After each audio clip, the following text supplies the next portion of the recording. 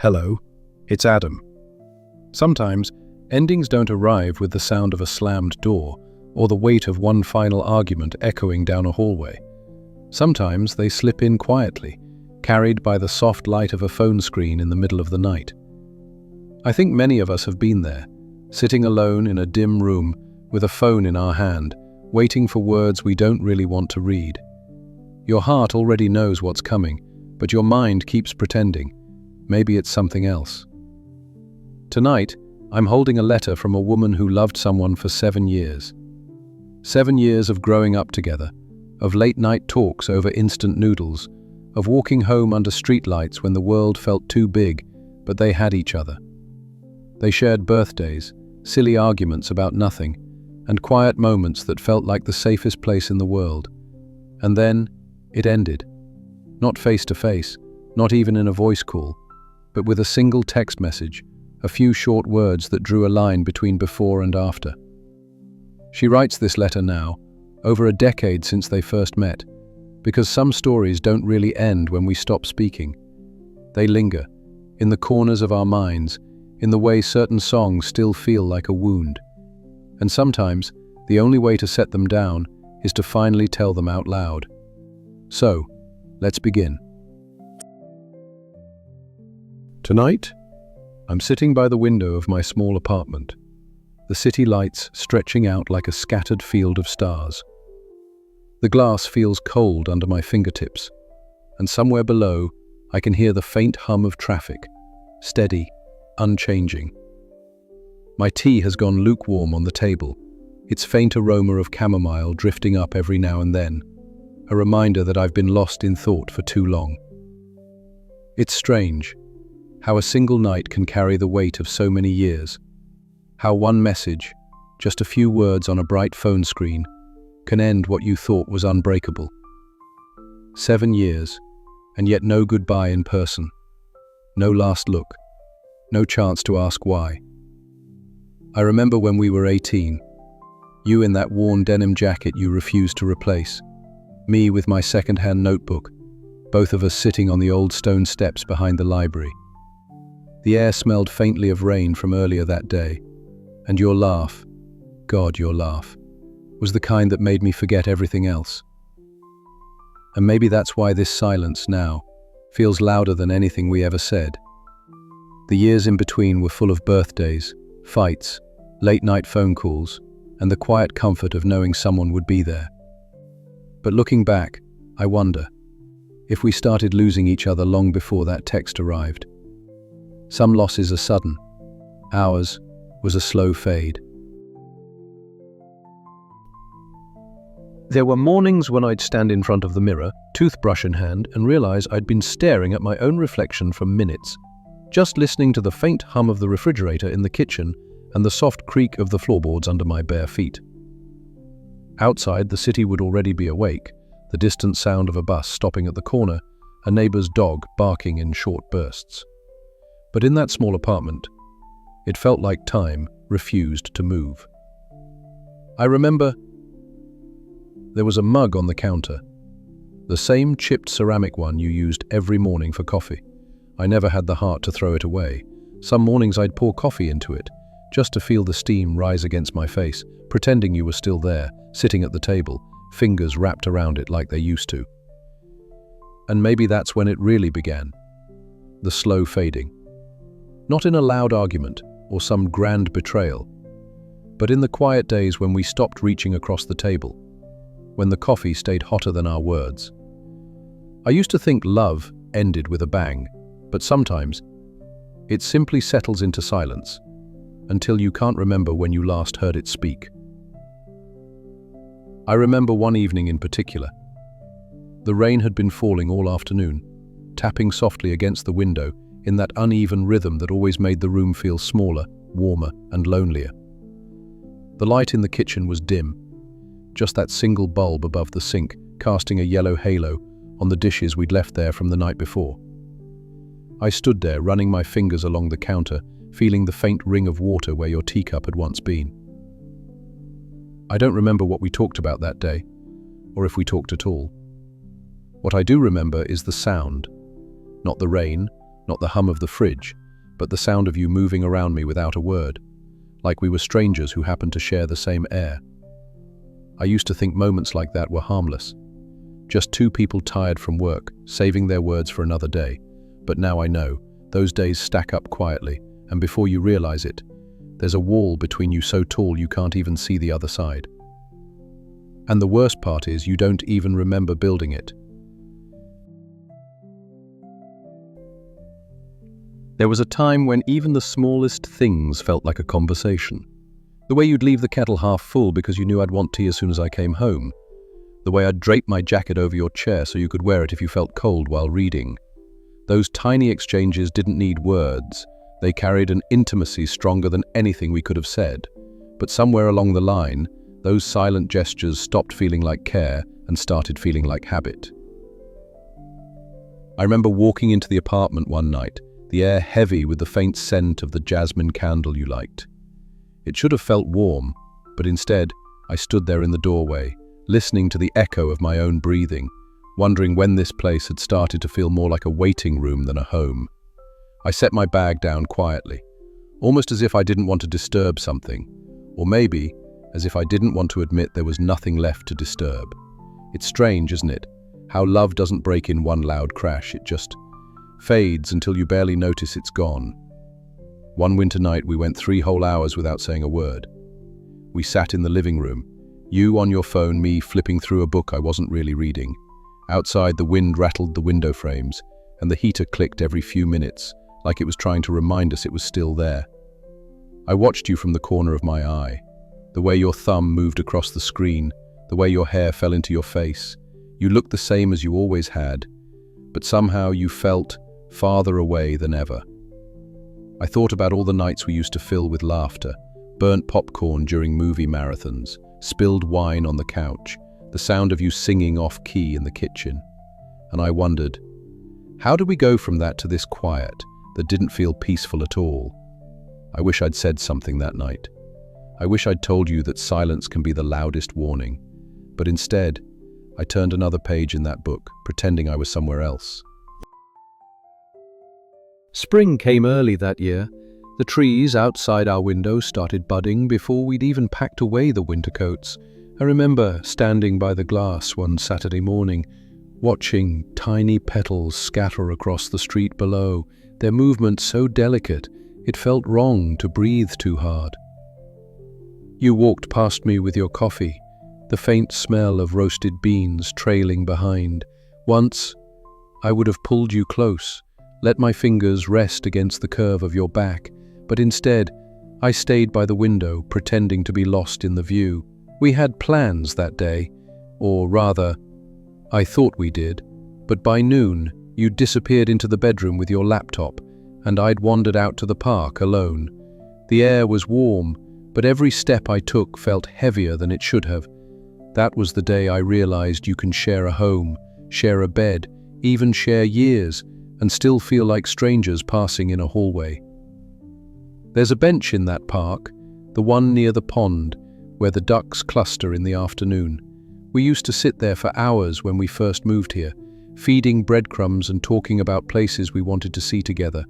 That day, I sat there alone, the wooden slats rough beneath my hands, the air carrying the faint scent of wet grass.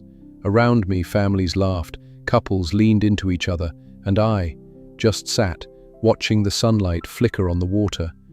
I thought about how much I missed the sound of your voice in moments like this, the way you'd get excited over nothing in particular, your words spilling out faster than you could keep up with them. Now, even when we spoke, our voices carried a kind of carefulness, like we were guests in each other's lives. And for the first time, I wondered if what we'd built was already breaking, and I was just too afraid to look closely. One evening, in late summer, I came home to find the apartment filled with the smell of rain. Not fresh rain, but that heavy, lingering dampness that clings to clothes on skin. You were standing by the kitchen counter, scrolling through your phone, your hair still wet from the walk back. I remember asking about your day, and you gave me an answer so short it could have fit inside a text message.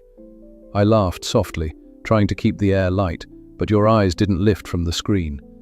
Somewhere between that moment and the sound of the fridge door closing, I felt a door in us close too.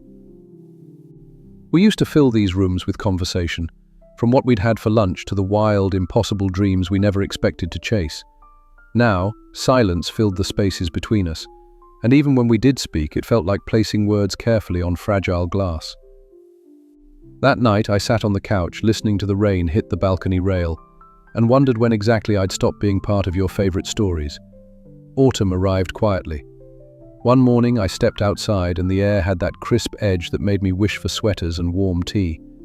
I remember seeing the leaves beginning to turn, their edges curling into shades of amber and rust, and thinking how change always starts subtly, until one day, it's everywhere. Inside, we'd fallen into a routine that felt more like parallel lines than an intersection. You'd leave before sunrise, your coffee cup still half full on the counter. I'd return late, finding the apartment dim, the air carrying the faint scent of whatever dinner you'd made for one. Sometimes I'd see your jacket draped over the chair, and I'd stand there staring at it, remembering the way you used to slip it over my shoulders on cold nights. It's strange how objects can feel warmer than people when the distance grows too wide. By then, I think we both knew we were slowly walking in opposite directions, but neither of us had the courage to turn around and say it out loud. One Sunday afternoon, I decided to clean the closet. The kind of deep cleaning where you pull everything out and make little piles. Keep, maybe, and let go. Somewhere between a stack of scarves and an old shoebox, I found the photo albums. The leather covers were worn at the corners, and the pages still smelled faintly of dust and paper, that scent that feels like time itself. I sat on the floor, knees tucked to my chest, turning pages that told our whole history, from blurry college selfies to vacations where the sun painted our skin and we swore we'd never lose this. I traced the outline of your face in one picture, my fingertips catching on the edge of the glossy paper, and for a moment, it felt like you were sitting beside me again. I remembered the sound of your laugh, that unguarded, head-thrown back kind that could pull me out of any darkness. But when I closed the album, the air in the room felt heavier, like I had just invited a ghost to sit beside me and it didn't want to leave. Part 12. That evening, I made tea for two without even thinking. The steam curled upwards, soft and slow, carrying the scent of chamomile through the kitchen. I set both mugs on the table, and then it hit me. The other chair had been empty for months. I sat there anyway, my hands wrapped around the warm ceramic, watching the surface ripple when I breathed too close. The clock ticked quietly on the wall, each sound a reminder of how long it had been since we'd shared even the smallest moment like this. I used to believe love could survive anything as long as you kept showing up. But love isn't just about being in the same place, it's about reaching across the space between. And somewhere along the way, we stopped reaching. I think that's when I began to understand that our story wasn't going to have a sudden, dramatic ending. It was going to dissolve slowly, one quiet evening at a time. A few days later, I walked past the little cafe we used to visit every Thursday night. The bell above the door still jingled with the same soft chime, and through the window I could see the corner table, our table, sitting empty. The smell of roasted coffee drifted out onto the street, mingling with the faint sweetness of vanilla syrup. It pulled me back to nights when we'd sit there for hours, hands wrapped around mugs, sharing stories we'd already told 100 times, just to hear the other laugh again. I remembered how you always ordered the same cinnamon latte, even in the middle of summer, how you'd push the foam toward me with your spoon because you knew I loved it. It was such a small thing, but it felt like proof you knew me in ways no one else ever did. Standing there on the sidewalk, watching strangers occupy the space that once belonged to us, I realized I wasn't ready to go in, not yet. That night, I lay in bed staring at the ceiling, listening to the hum of the refrigerator in the next room. The apartment was too quiet, so quiet that even the sound of my own breathing felt out of place. I thought about the last time you'd slept here, how your side of the bed would still be warm when I woke up in the middle of the night, how the scent of your shampoo would linger on the pillow for days after you left. I tried to remember the exact moment when we stopped saying good night out loud. When the conversations got shorter, the silences longer. It didn't happen all at once, it was a slow fading, like a photograph left too long in the sun. I used to think we just drifted apart, but maybe we both stepped back, 1 inch at a time, until there was an ocean between us. 2 weeks later, I found myself in the old bookstore at the corner of Maple and 3rd. The wooden floorboards creaked under my steps, and the smell, that mix of paper, dust, and something warm like cedar, wrapped around me like an old blanket. It was your favorite place. You used to run your fingers along the spines, pulling out titles you'd already read just to tell me why I should read them too. I never admitted it then, but I bought half the books you recommended just so I'd have a reason to talk to you about them later. That day, I wandered to the poetry section, the same shelf where you once tucked a little handwritten note into my hand, 3 lines from Rilke, and told me it reminded you of us. I still have that scrap of paper. It's yellowed now, the ink faded, but the words haven't lost their weight. I wanted to buy something that day, but I couldn't bring myself to carry anything new home. It felt wrong, like replacing something that still lingered in the quiet corners of my life. There's a drawer in my desk I don't open often. Inside, tucked between old receipts holders and random pens that barely work, is the box your watch came in. The watch itself is gone. You took it with you, but the box remains, a hollow echo of something once useful. Sometimes, when the afternoon light slants just right through the blinds, I see dust dancing over that drawer, like it's trying to remind me of what's inside. It's strange how certain objects can hold a kind of ghost, not of a person, but of the life you had with them. I've thought about throwing it out, many times, but each time my hand hovers over it, something in me says, not yet. And so it stays, a quiet witness to the years I've spent learning how to live without you. Last autumn, I walked past the little cafe where we used to spend Sunday mornings. The bell above the door still jingled when someone went in, and the smell of cinnamon rolls drifted out onto the sidewalk, warm and sweet, just like it did all those years ago. I remember how you always ordered the same thing, black coffee, no sugar, and teased me for adding too much cream to mine. We'd sit by the window, watching the street wake up, talking about everything and nothing, while the light poured in like melted gold. That morning I almost went inside. Almost. But the thought of walking past our old table and not seeing you there was heavier than I could carry. So I kept walking, hands deep in my pockets, heart clenched tight. It's funny how places can keep breathing long after you've stopped visiting, and how the air inside them still knows your name. A friend asked me once if I still think about you. I laughed, but it wasn't because it was funny. It was because the answer felt too big to fit into a single word. I think about you when I hear that one song in the grocery store. I think about you when the first snow falls and the world turns soft and quiet. I think about you in the moments between moments, when I'm staring at the kettle waiting for it to boil, or when the sun slips behind the horizon and the streetlights flicker on. I told my friend I didn't, but the truth is, you're stitched into the fabric of my days in ways I can't undo, and maybe I don't want to. Winter came early this year.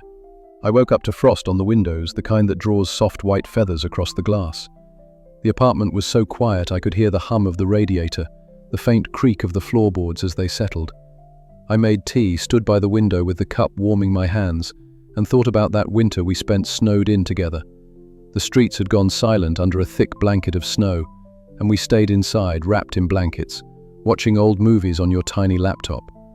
We made soup out of whatever we could find in the cupboards, played cards until the candles burned low, and pretended the world outside didn't exist. Those were the nights I thought, really thought, we could weather anything. But seasons change, and so did we. Now the snow feels different. It doesn't wrap around me the way it used to. It just settles. Cold, quiet, final. I still have that scarf you gave me.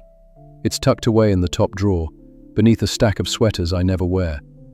Every so often, when I'm searching for something else, my fingers brush against it, and I pull it out, just to see if it still smells like you. It doesn't, of course. It smells faintly of cedar now, from the sachet I keep in the drawer. But sometimes, when the wind is sharp and the air feels thin, I wrap it around my neck, And it's almost like we're walking side by side again, through the city streets, hands in our pockets, breath rising in small white clouds. I could give it away. I probably should. But some things aren't meant to be discarded.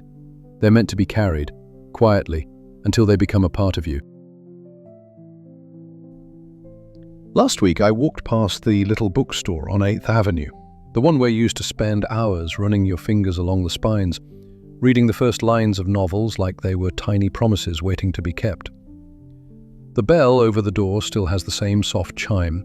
Inside it smells of paper and dust, that warm musty scent that feels like home to people who love words more than air. I stood in the aisle where we first argued about which poet was more romantic, you defending Neruda, me stubbornly loyal to Rilke. I almost bought the same book we fought over that day.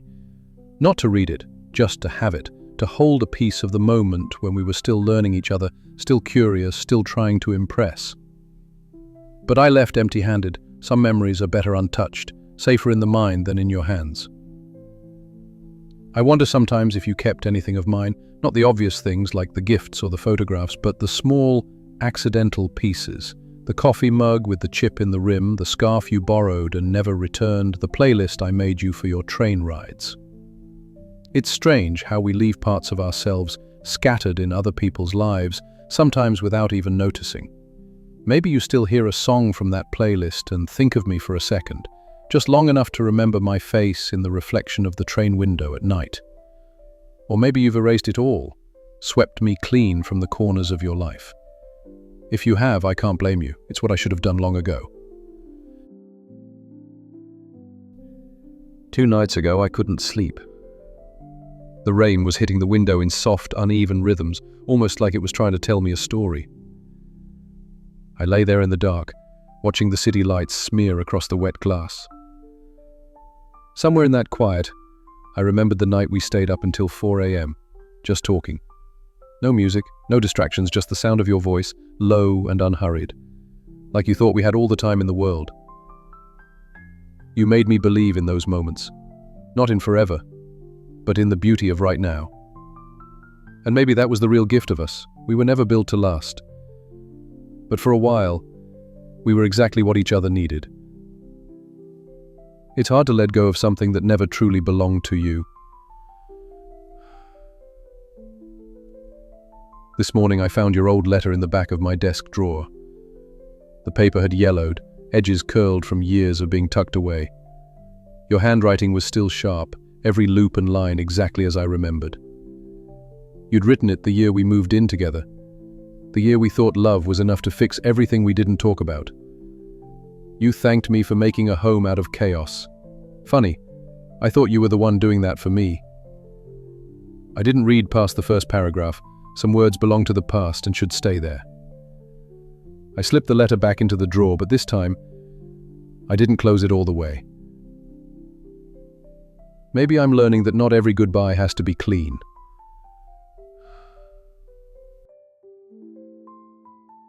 I walked past the little cafe today, the one where you always ordered the same thing.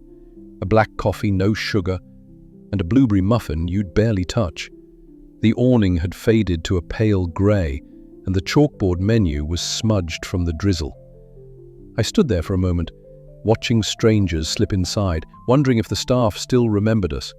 We always sat at the table in the corner by the window, where you could watch the world go by without being part of it.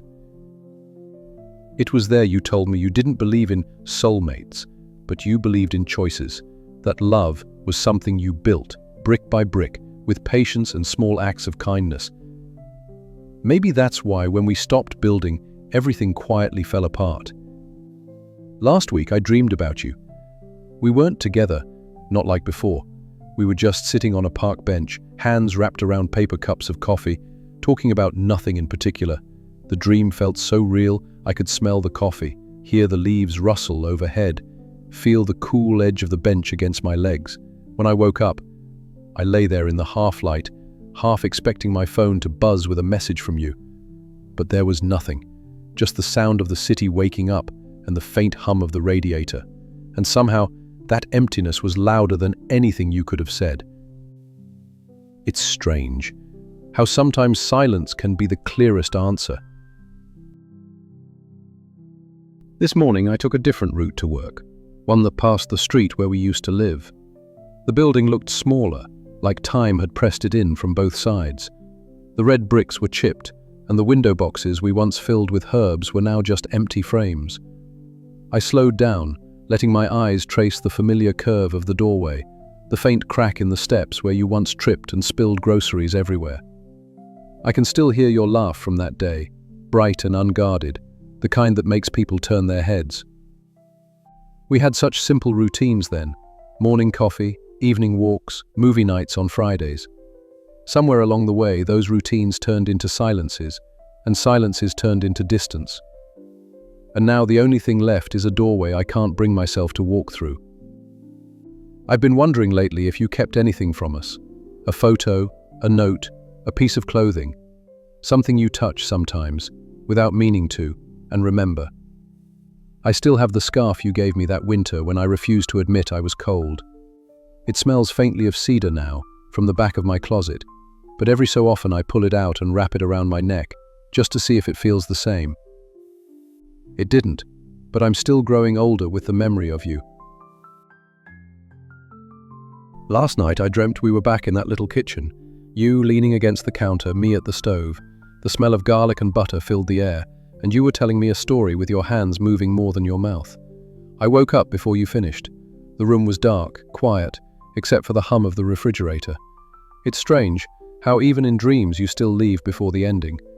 I lay there for a while, letting the images fade slowly, not wanting to lose them too fast. It's the same feeling I had the day you walked out of my life, wanting to hold on, knowing I couldn't. Some endings don't happen all at once. They happen over years in little ways, until one day you realize there's nothing left to hold. This letter, it's not a plea for you to come back. It's not even an apology, though there are things I wish I'd done differently. It's just my way of finally putting this down, like setting a heavy box on the floor after carrying it too long. We were young, we made mistakes, but we also loved, and no one can take that from us. I want to believe that somewhere in a quiet corner of your life, there's a part of you that still smiles when you think of me. If that's true, then maybe we didn't lose everything. Thank you for sitting here with me tonight, for walking through these memories as if they were your own. Some stories aren't meant to fix anything, they're just meant to be heard, so the weight feels a little lighter, even if only for a while. If you've ever kept something too long, a letter, a photograph, a memory that still stings, I hope you find the courage to let it rest, not because it didn't matter, but because you matter too. And if you're listening to this alone, know that you weren't alone tonight. We were here, together, in this small space between words and silence. I'll be here again, with another letter, another voice from the quiet corners of a life.